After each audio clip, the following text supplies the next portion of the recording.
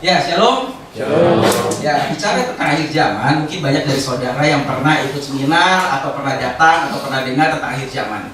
Dan banyak orang begitu dengan akhir zaman, mereka takut. Saya bilang, enggak, ini sesuatu yang tidak menakutkan. Kenapa? Now the end begin. Jadi apa sih yang sekarang kita tunggu? Kalau kita udah lihat akhir zaman udah tinggal selangkah lagi. Are you ready for what comes next? Apakah kita siap apa yang akan segera datang? Nah, itulah penanda. Di 1 Korintus 15 dibilang begini, dalam sekejap mata pada waktu bunyi nafiri yang terakhir, sebab nafiri akan berbunyi dan orang-orang mati akan dibangkitkan dalam keadaan yang tidak dapat binasa, kita semua akan diubah. Nanti ada sangkakala ditiup dan orang mati akan bangkit. Yang lucu dalam bahasa Inggrisnya 1 Korintus 15 ini dalam terjemahan yang tertua dalam bahasa Inggris yaitu King James. Jadi King James itu terjemahan Alkitab bahasa Inggris tertua.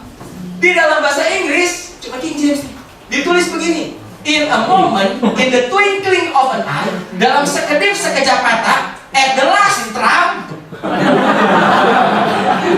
Saya juga bingung ya, apakah beneran? Tapi yang lucunya di Alkitab betul, at the last trump. Dan kebetulan tadi nama presidennya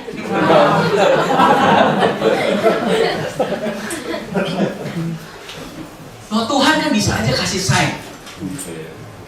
Makanya dibilang, buat apa ada kata Trump? Dan apa ini terjemahan Trump itu ada? Trump itu apa? Singkatan dari trumpet gitu. Ya kenapa nggak ditulis aja at the last trumpet gitu? Tapi kenapa di King James dibilang at the last trump? Terus kalimat berikutnya, for the trumpet shall sound. At the last trump, for the trumpet shall sound. Jadi sepertinya ini ada clue sedikit gitu dari surga. Kapan itu saat trumpet akan ditiup? Kapan sangkakala akan ditiup? At the last trump. Dan kita nggak tahu sebelumnya. Tapi kalau saya lihat sekarang, wah, ini kayak udah dibukakan semua. Dan tentang akhir zaman kan dibilang gitu. Pada akhir zaman semuanya akan boleh dibuka. Sepertinya, kok bisa kebenaran presidennya namanya Trump? Itu kan bisa aja namanya presiden apa Donald apa gitu, kenapa bisa Trump gitu. Dan apa yang terjadi tadi? Sebab pada waktu tanda diberi di 1 Tesalonika 4, yaitu pada waktu penghulu malaikat berseru dan sangkakala berbunyi, apa yang terjadi? Maka Tuhan sendiri akan turun dari surga dan mereka yang mati dalam Kristus akan lebih dahulu bangkit. Nanti begitu sangkakala ditiup, orang yang mati dalam Kristus akan lebih dahulu bangkit. Terus bagaimana dengan kita yang masih hidup?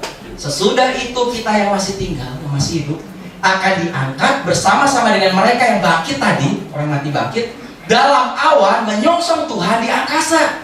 Jadi kita akan ketemu dengan Tuhan di angkasa. Dia datang, pengangkatan cuma sampai di awan. Setelah itu, demikianlah kita akan berapa lama? Bacanya gini, selama-lama-lama-lamanya. Kenapa namanya panjang selama-lamanya? Jadi demikianlah kita akan selama-lama-lamanya bersama-sama dengan Tuhan. Wow, ini kabar baik. Ini kabar baik. Sekali kita diangkat ketemu dengan Tuhan di awan, selama-lamanya kita bersama. Dan inilah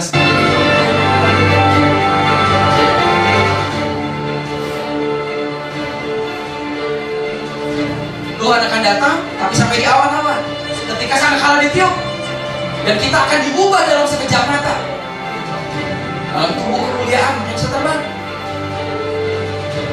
Dan mereka yang mati dalam Kristus akan lebih dahulu bangkit waktu sangkakala ditiup.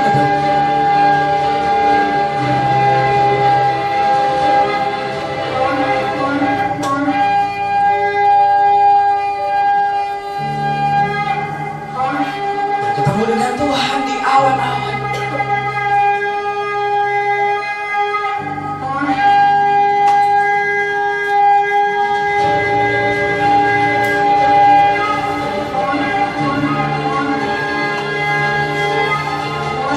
Garis akhir dari kita. Sekali kita ketemu dengan Tuhan di awan-awan, selama-lamanya kita bersama dengan Tuhan. Dan selesai. Itulah.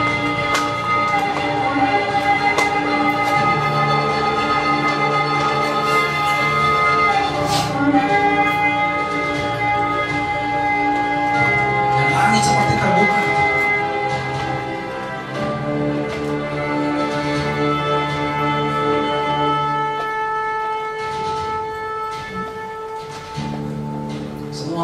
jubah putih.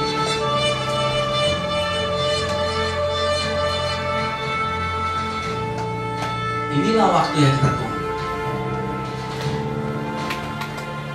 Apa yang kita tunggu hidup kita sekarang ini? Inilah.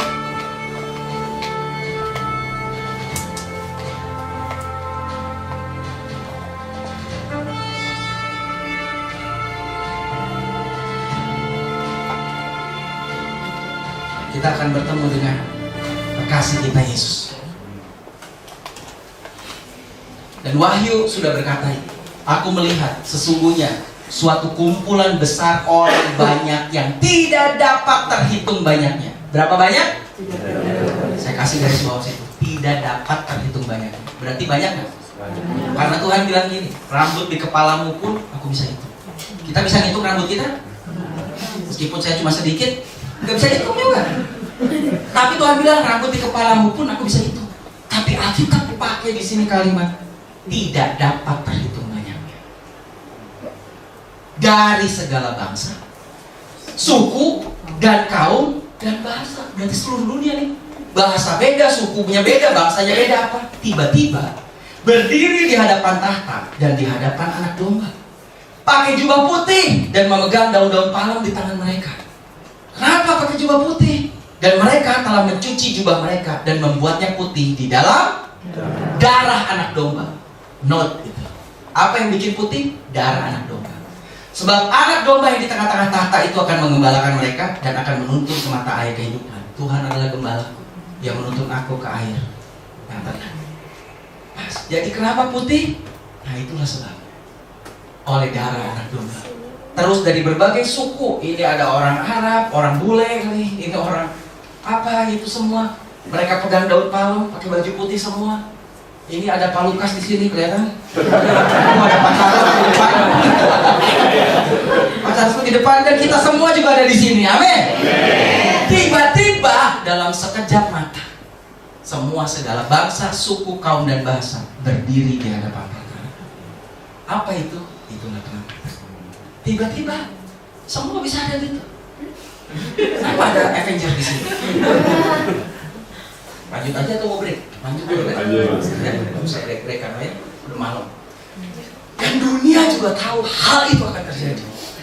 Saya kalau saudara nonton film di Avenger, saya mau tanya dulu berapa banyak saudara nonton di Avenger? Kalau nggak ada nggak ngerti ya udah. Nggak apa-apa, nggak usah takut. Malam-malam saya juga nonton nggak apa-apa. Film Avenger salah satu film paling laku sepanjang sejarah. Dan dia pintar karena dia masuk ini kepada semua umur. Mulai dari anak kecil sampai orang paling tua mereka nonton di Avenger. Dan kalau saudara tahu film Avenger yang terakhir ini ceritanya, saya begitu lihat ini cerita akhir zaman ini. Kenapa semua digambarkan? Jadi sebelum itu terjadi mereka gambarin itu dulu. Sedikit aja ceritanya ya. Jadi kan di situ ada penjahatnya siapa nih? Thanos kan? Thanos ngapain? Dia kumpulin yang namanya Infinity Stone. Inilah Infinity Stone. Dan apa Infinity Stone? Itu ada 6, dia bilang. 6 tadi angka manusia. 6 angka manusia.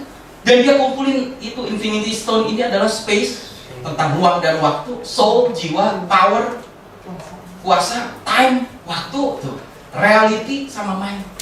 Dia kumpulin semua itu. Saya bilang gini, harusnya, dan ini semua kekal. Sebetulnya yang punya ini di dalam kekekalan itu hanyalah Allah Bapa. Betul? Itulah simbol. Dan Thanos kumpulin itu. Dan tujuan Thanos kumpulin itu cuma satu. Kenapa? Kalau itu udah kekumpul, dia akan jentikin jari.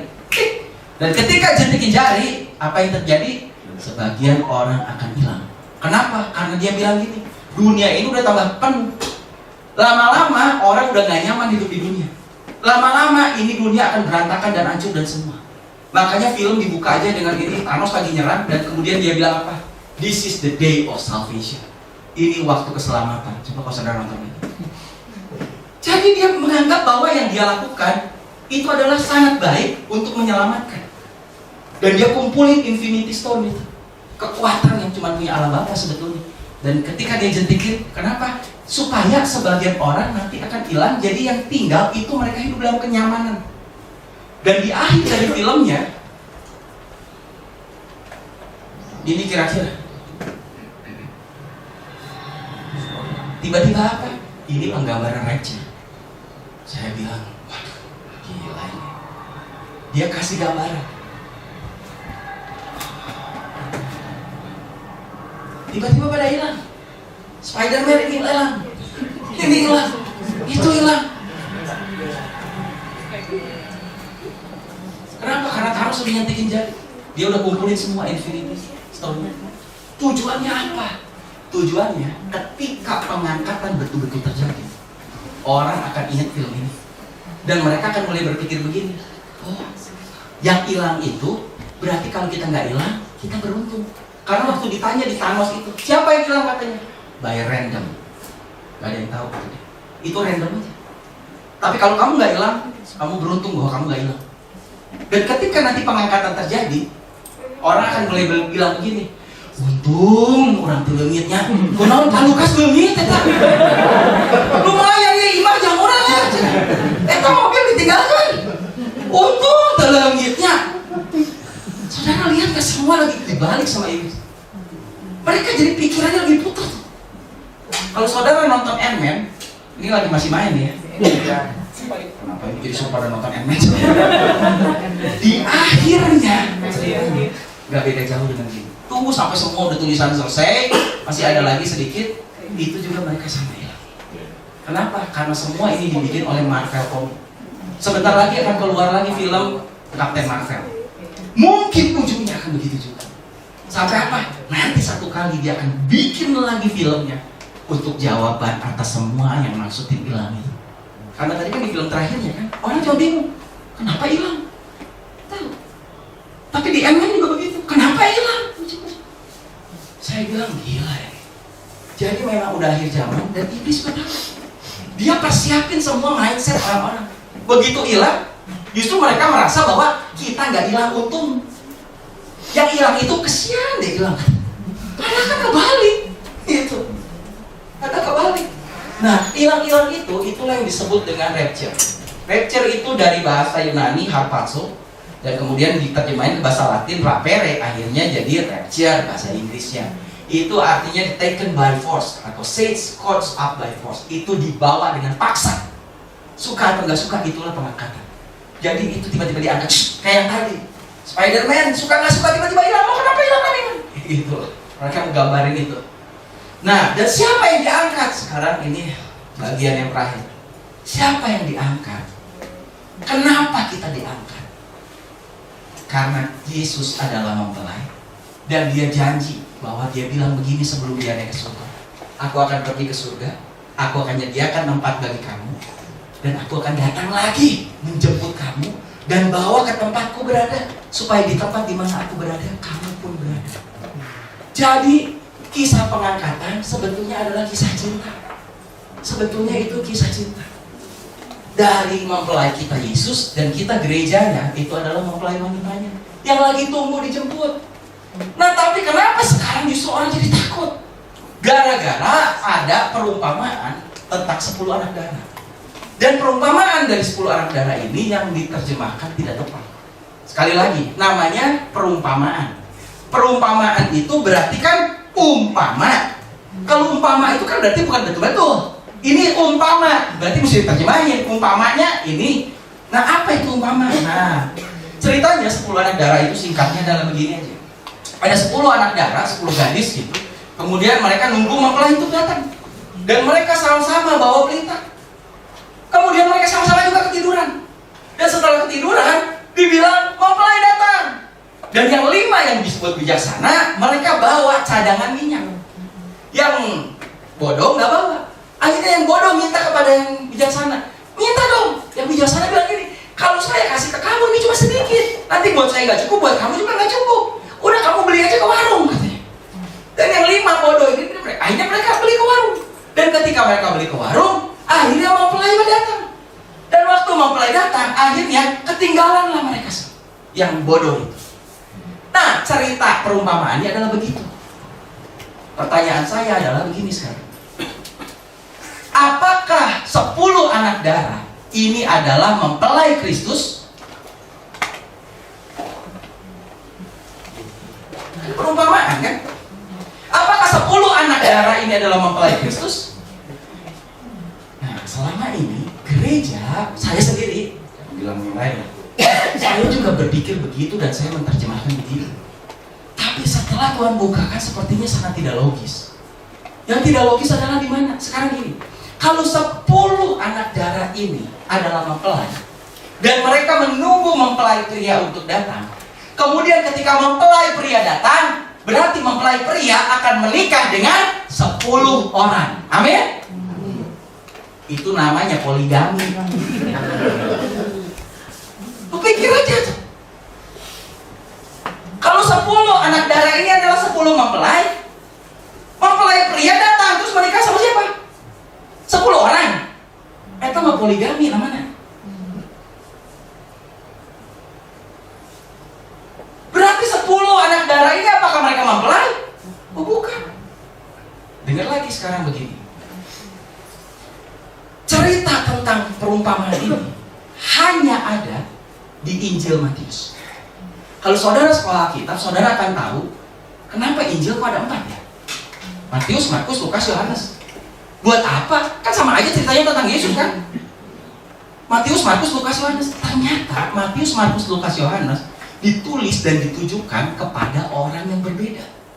Sebetulnya Matius ditujukan kepada orang Yahudi, Markus ditujukan kepada orang Yunani, kalau nggak salah. Lukas ditujukan kepada orang Roma, Yohanes ditujukan kepada orang Greek, Yunani atau apa ya, Latin atau apalah gitu loh, pokoknya ada lah.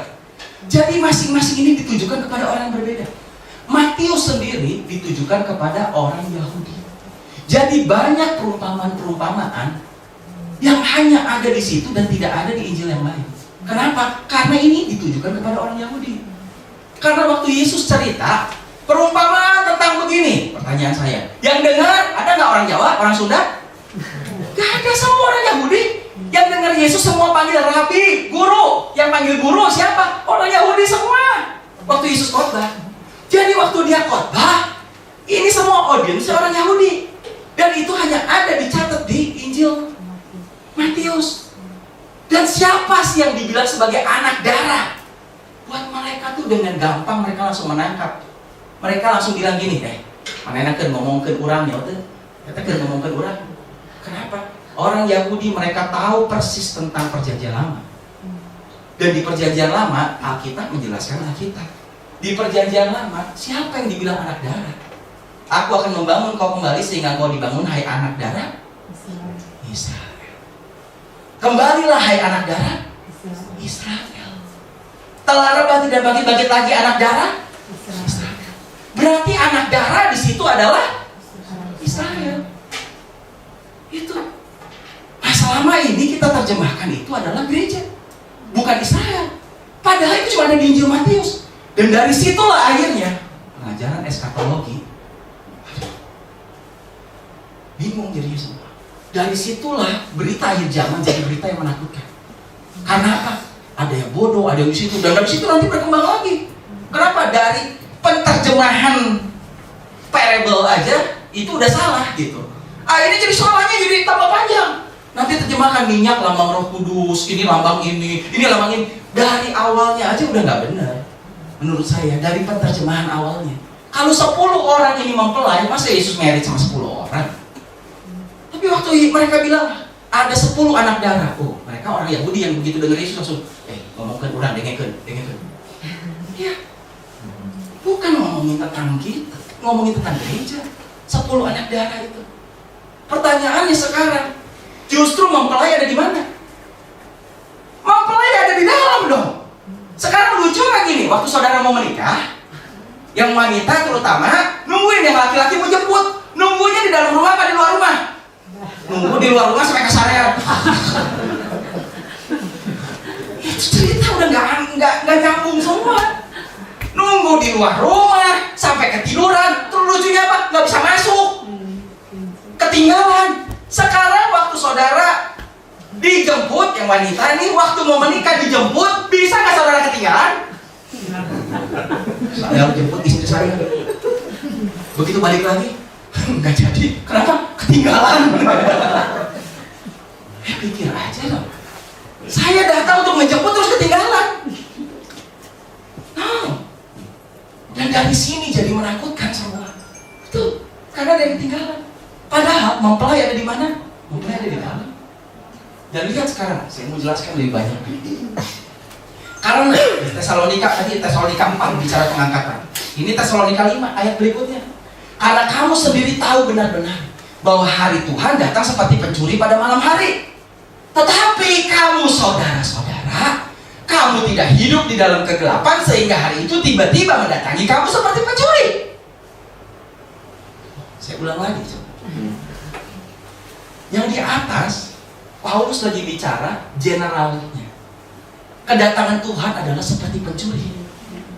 Terus dibilang, tetapi kamu saudara-saudara. Siapa itu saudara-saudara? My brethren. Kita saudara seiman. Jadi seperti Paulus nih, saya lagi ngomong ke saudara. Kedatangan Tuhan itu seperti pencuri. Tapi buat kita saudara-saudara, kedatangan Tuhan buat kita tidak seperti pencuri. Kenapa? Karena kamu semua adalah anak-anak terang, anak-anak siang. Jadi Tuhan datang bukan seperti pencuri. Cirinya seperti pencuri adalah satu, tidak diharapkan untuk datang. Betul nggak? Ada saudara berharap pencuri datang? Kedua, dia datang tiba-tiba. Kan nggak ada pencuri yang nelfon dulu ya. Nanti malam jam 2 saya mau datang ya. Tolong itu kulkas TV disiapin di depannya biar gampang diangkut. Gak ada yang begitu. Jadi buat orang dunia, kedatangan Tuhan tidak diharapkan.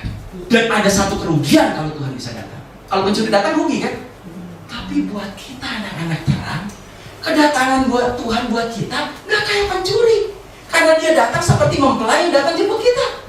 Sesuatu yang memang diharapkan. Itu yang Paulus lagi bilang. Dan ayat-ayat berikutnya di bawahnya bilang, karena Tuhan tidak menetapkan kita. Lihat, kita itu berarti termasuk Paulus juga. Pakai kata ganti orang ketiga. Tuhan tidak menetapkan kita untuk ditimpa murka, tetapi kita ditetapkan untuk beroleh keselamatan oleh Yesus Kristus Tuhan kita yang sudah mati bagi kita. Supaya entah kita berjaga-jaga, entah kita tidur, kita hidup bersama-sama dengan Dia. Berapa lama? Selama-lamanya tadi kan nyambung semua. Jadi bukan satu yang menakutkan. Berita diangkat dibilang ini, itu adalah buat orang Yahudi. Jadi Tuhan lagi ngomong apa sepertinya?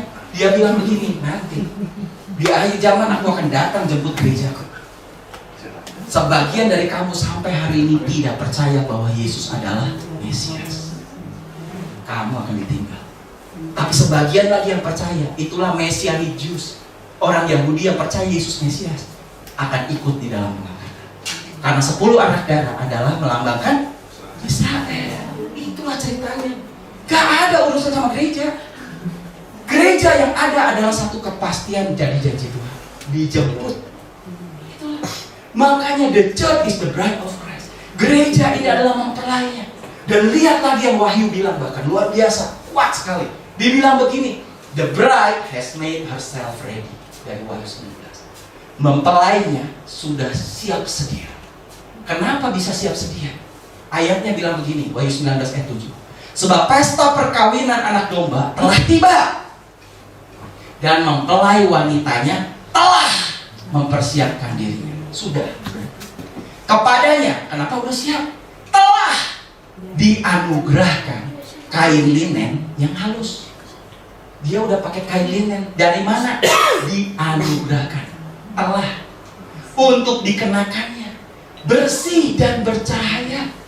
Kain linen yang halus adalah perbuatan yang benar dari orang-orang kudus. Kain linen halus itu apa? Perbuatan benar dari orang kudus. Bahasa Indonesia menerjemahkannya teknis. Akhirnya orang mulai berpikir lagi.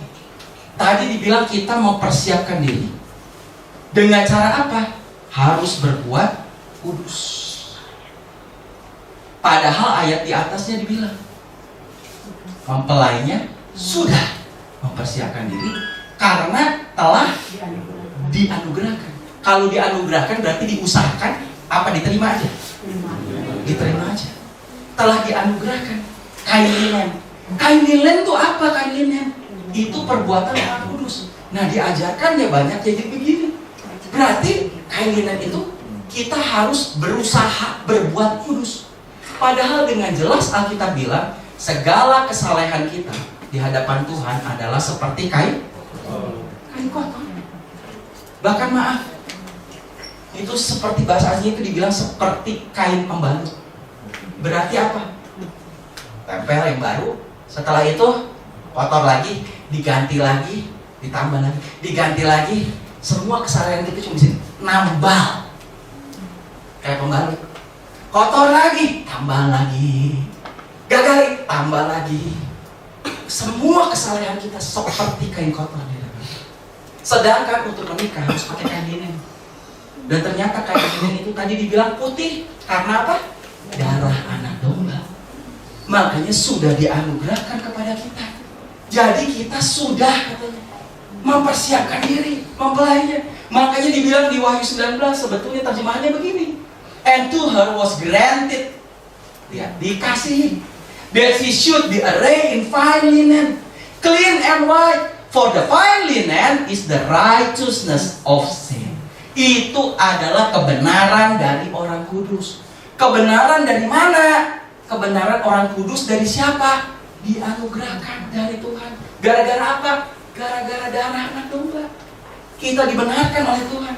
Makanya dibilang orang Kristen itu cloth and garment itu symbolize the righteousness that the Christian possess because of the blood of Christ. Dari mana kita dapat? Segala kesalahan kita kayak kotor. Silakan usaha, nggak bisa. Dari mana? Kesalahan kita, kebenaran kita dari Kristus. Lewat apa? Percaya oleh darah. Dan darah anak domba itu yang menyucikan semua dosa kita. Itulah makanya kita siap. Roma makanya 3 ayat 24, 25 bilang begini.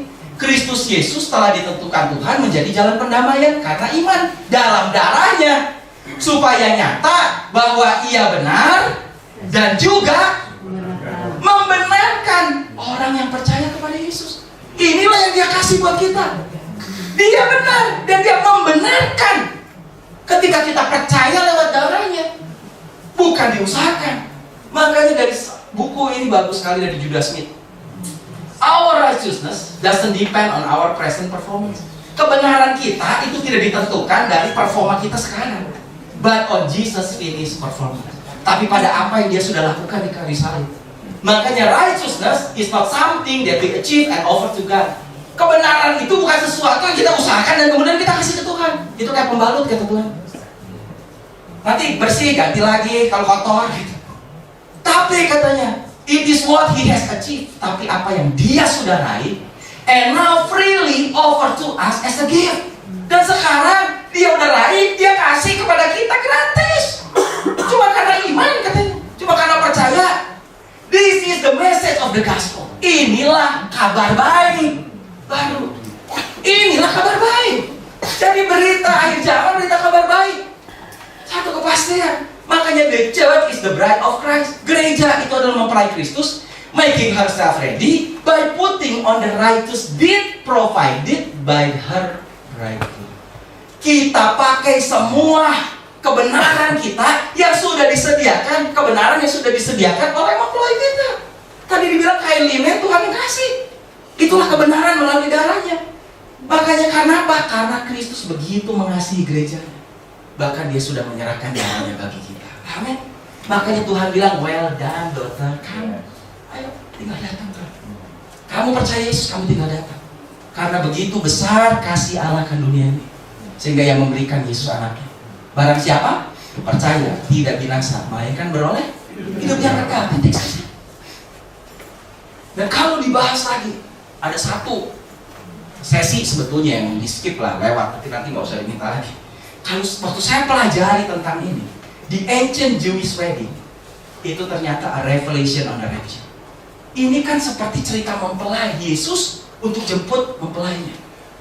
Saya udah 25 kali ke Israel, saya bilang tadi, dan saya banyak pelajari tentang Israel juga.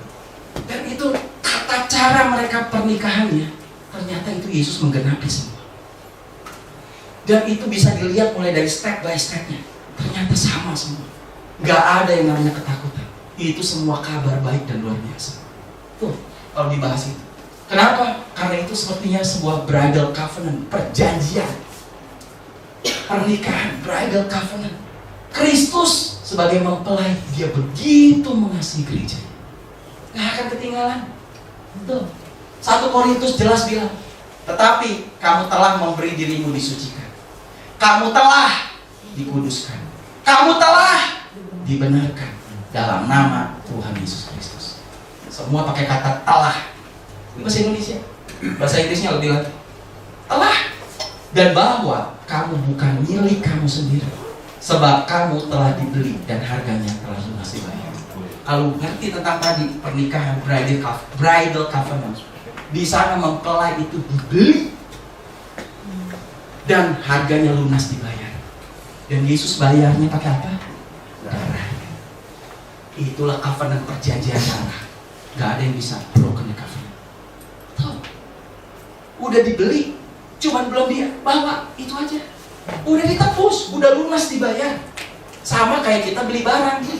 Kita beli barang di Carrefour, beli apa misalnya, beli kulkas gede. Kita naik motor, nggak bisa dibawa kan? Nanti ya saya ambil ya. Kira-kira 1 kali kita akan balik lagi nggak ambil tuh kulkas? Ya pasti dia ambil dong. Padahal kenapa? Udah dibayar. Apalagi Yesus bayar pakai darah. Dia bayar pakai darah. Terus setelah itu, aduh tinggalin lagi. Sakit tuh. Makanya, dan lihat ini satu lagi yang kuat. Yohanes 10 ayat 2. Dan aku memberikan hidup yang kekal kepada mereka, dan mereka pasti tidak akan binasa sampai selama-lamanya. Dan yang bagus lagi, dan seorang pun tidak akan merebut mereka dari tangan. Ini kata Yesus, ayat ke-29. Ternyata Bapakku yang memberikan mereka kepadaku. Di bridal covenant dijelaskan, itu semua ternyata inisiatif dari Bapak untuk sebuah pernikahan di orang Yahudi. Jadi mempelai itu diberi oleh Bapak. Jadi Yesus tadi bilang kan, mereka, Yesus, Bapakku yang memberikan mereka kepadaku. Lebih besar daripada siapapun. Dan seorang pun tidak dapat merebut mereka dari tangan Bapa. Ayat yang sebelumnya tadi dibilang, tidak ada seorang pun tidak akan merebut mereka dari tangan kunya Yesus. Ayat berikutnya bilang, dari tangan Bapak yang kasih ke tanganku.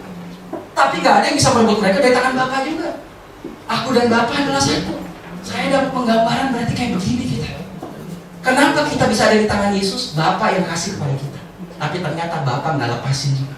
Dan ayatnya bilang, tidak ada yang bisa merebut mereka dari tanganku, kata Yesus. Tidak ada yang bisa merebut mereka dari tangan Bapak. Begitu kuatnya keselamatan yang Tuhan kasih bagi kita. Itulah jaminan keselamatan. Gak ada yang bisa rebut. Ayat yang terakhir tentang ini. Makanya saya tutup dengan ini. Kita menerima kesaksian manusia. Saudara boleh dengar manusia bersaksi, silakan. Tapi saya mau kasih tahu saudara, kesaksian Tuhan lebih kuat. Orang boleh ngomong apapun lah, pendeta siapapun boleh ngomong apapun. Saudara boleh dengar apapun kesaksian orang yang pergi ke surga, pergi ke neraka, pergi kemana, boleh. Tapi asal tahu kesaksian Tuhan lebih kuat. Sebab demikianlah kesaksian yang diberikan Bapa tentang anaknya, tentang Yesus. Barang siapa percaya kepada Yesus Kristus, ia mempunyai kesaksian itu di dalam dirinya. Inilah kesaksian itu. Titik 2. Mau tahu? Udah pulang aja. Apa kesaksian yang Bapak saksikan? Begitu kuat. Katanya kesaksian Tuhan lebih kuat. Inilah kesaksian itu. Titik 2. Kesaksian yang Tuhan ngomong, dengar baik-baik. Tuhan telah mengaruniakan hidup yang kekal kepada kita. Dan hidup itu ada di dalam anaknya. Itu cukup. Saudara boleh dengar siapapun. Saya percaya kesaksian Tuhan. Tuhan telah mengaruniakan hidup yang kekal kepada kita. Sudah. Hidup itu ada di dalam anaknya.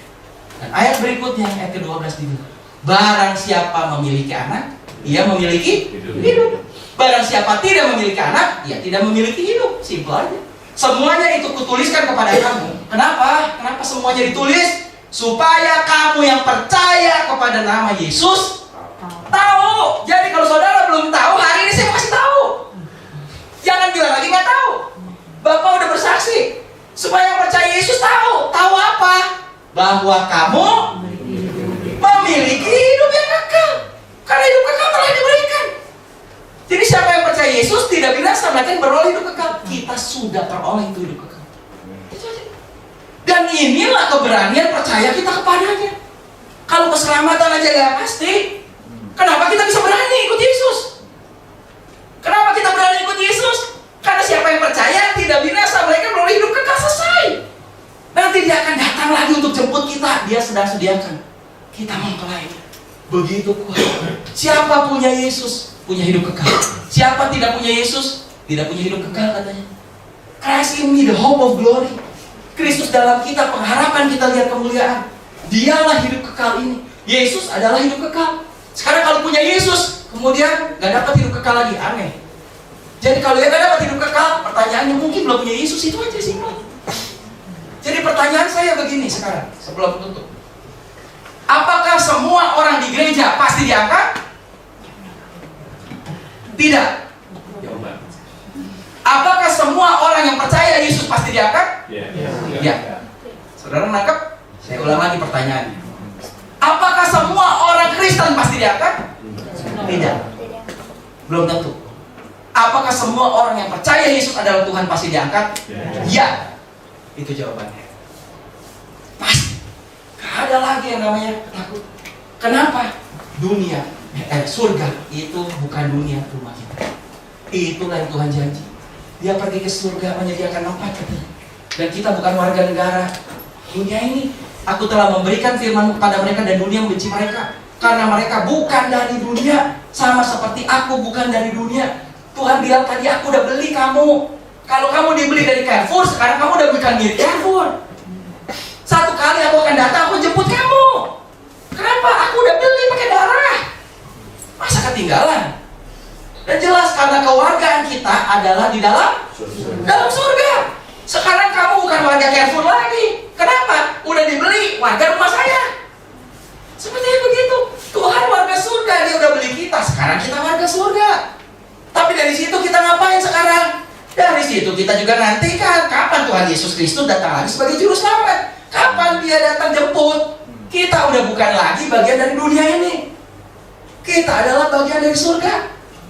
Makanya ini ayat yang bawahnya tadi, karena kewargaan kita dalam surga, dari situ kita menantikan Tuhan sebagai juru selamat yang akan mengubah tubuh kita yang hina ini, yang fana, yang sementara, sehingga serupa dengan tubuhnya yang mulia.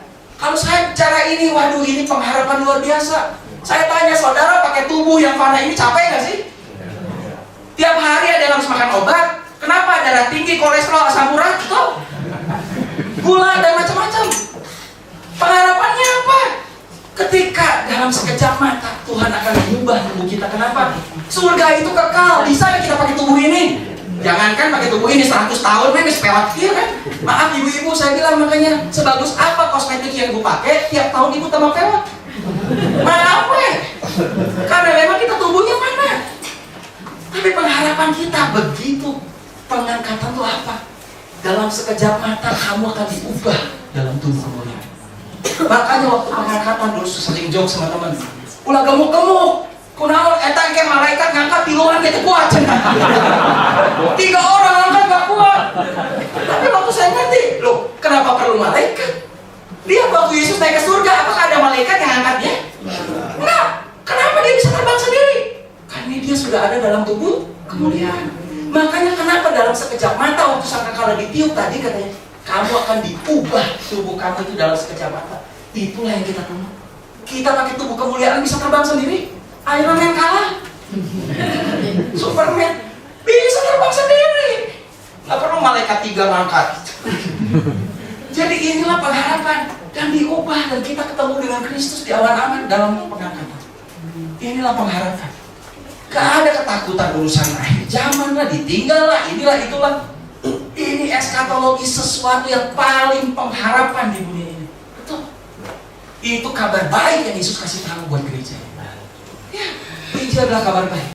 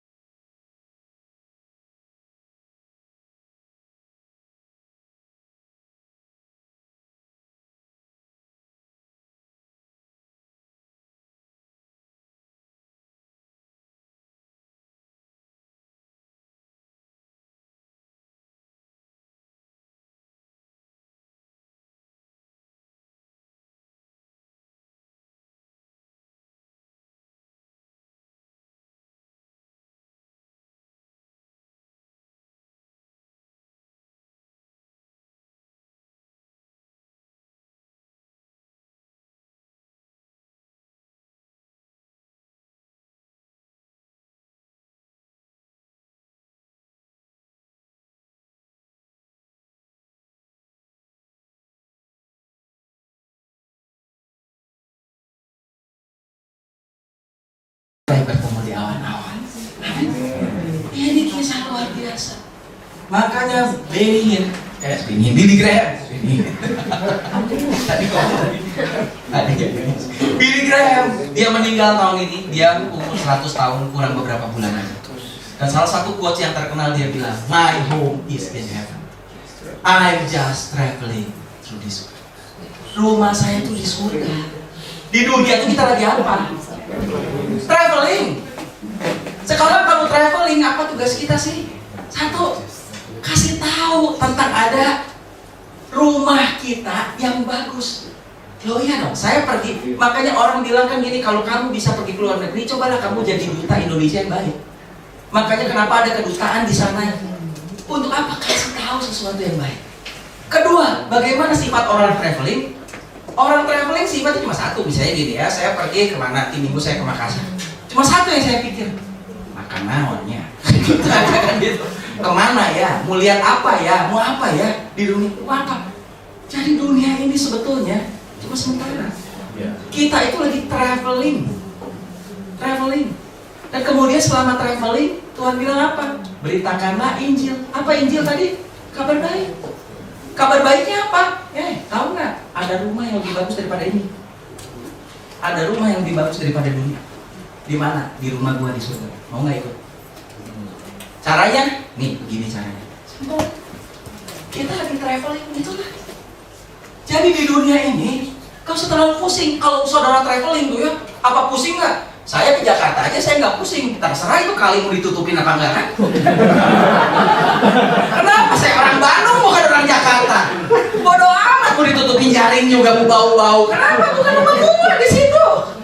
Saya lagi traveling. Kalau ke Jakarta lagi mikirnya paling apa? Makan apa ya? Gitu aja.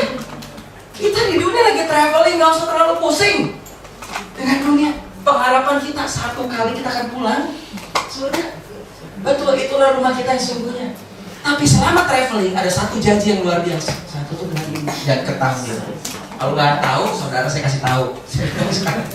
Aku menyertai kamu senantiasa sampai kepada akhir zaman. Jadi selama kita traveling nih, Tuhan bilang apa? I am present tense with you always, selalu, even unto the end of the world. Sampai ujung dunia, sampai kiamat, sampai akhir zaman. Nggak usah takut. Luar biasa Tuhan. Dia janji tuh. Makanya kamu gak usah takut tuh. Dan Yesus bilang apa? Aku sekali-kali tidak akan membiarkan kamu. Dan aku sekali-kali tidak akan meninggalkan kamu. Sebab itu dengan yakin kita dapat berkata, Tuhan adalah penolongku. Aku tidak akan takut. Apakah yang dapat dilakukan manusia terhadap aku? Gak ada yang perlu ditakutin selama kita hidup di dunia. Makanya temanya firman. Akhir zaman firman. Tuhan janji gak akan biarin, gak akan tinggalin. Kalaupun ada apa-apa, satu kali kita akan pulang ke rumah Bapa kita di surga. Jangan takut, for I am with you. Jadi, saya percaya akhir zaman sudah dekat. Yesus adalah satu-satunya jalan. Dan itu adalah satu kepastian, jaminan keselamatan di dalam Kristus. Makanya itulah kenapa kita ikut Yesus. Itu aja. Dan saya percaya, we are the final generation. Kita adalah generasi yang terakhir. Amin. Saudara diberkati. Amin. Pengen akhir zaman tambah lama apa tambah cepat? Oh, tetap saya pengen lama. Kenapa? Ya kan nggak bangun sih iman jadi. Saya bilang rumahmu di surga jauh lebih luar biasa. Saudara pergi ke situ nggak akan saudara ingat-ingat lagi. Tapi lucunya itu disuruh pulang duluan nggak ada yang mau juga. Makanya saya bilang udah kita pulang rame-rame aja ya. Pulang rame-rame. Mari kita berdoa. Terima kasih Bapak, kami bersyukur Tuhan untuk setiap kebenaran yang kami dengar hari ini Tuhan. Biarlah setiap kebenaran ini akan memerdekakan hidup kami Tuhan. Ya, fokus kami adalah Kristus, Sang Mempelai kami yang sudah membayar kami dengan darah, sudah menebus kami dengan hidup-Mu. Dan kami percaya Kau akan datang lagi untuk menjemput kami. Satu kepastian yang luar biasa. Dan kami percaya Tuhan, waktunya akan tiba. Karena itu kami berkata, datanglah Tuhan Yesus, datanglah. Itulah pengharapan kami. Terima kasih Yesus. Biar firman hari ini menjadi kekuatan bagi kami untuk menjalani kehidupan kami di dunia. Kami tahu Kau tidak pernah meninggalkan kami, Kau tidak pernah membiarkan kami. Dan Kau akan selalu ada bersama dengan kami sampai akhir zaman. Sampai Kau menjemput kami dan membawa kami ke rumah yang sesungguhnya di surga. Terima kasih Tuhan. Dalam nama Yesus kami berdoa. Amin. Tuhan memberkati.